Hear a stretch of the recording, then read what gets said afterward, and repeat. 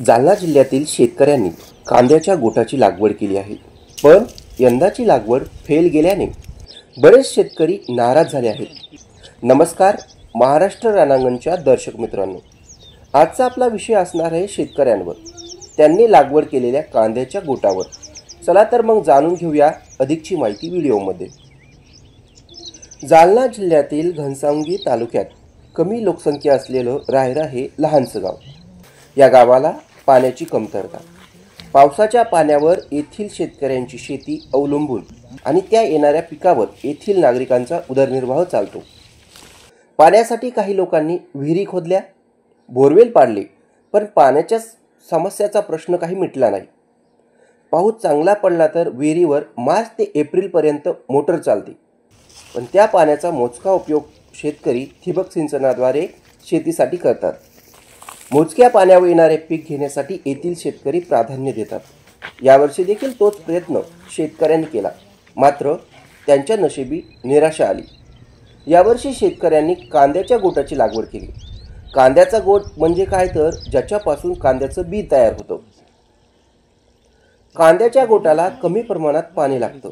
हे पीक कमी पाण्यात कमी वेळेत येतं, त्याचबरोबर त्याची मागणी बाजारात मोठ्या प्रमाणात असते, म्हणून शेतकरी या पिकाची निवड लागवडीसाठी करतात।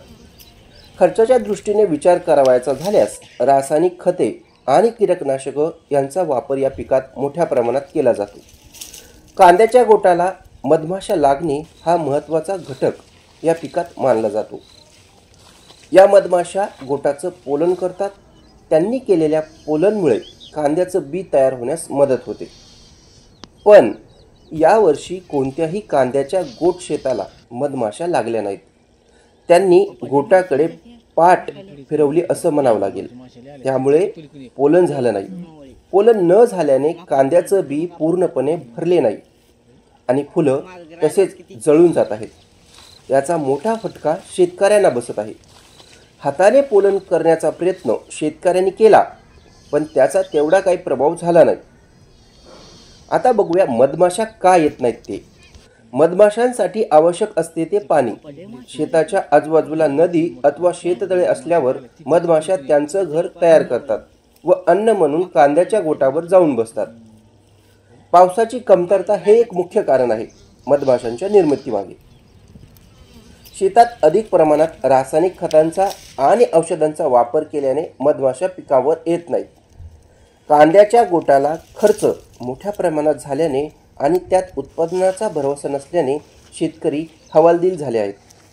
आपण केलेला खर्च तरी निघावा याची काळजी आता त्यांना लागली आहे।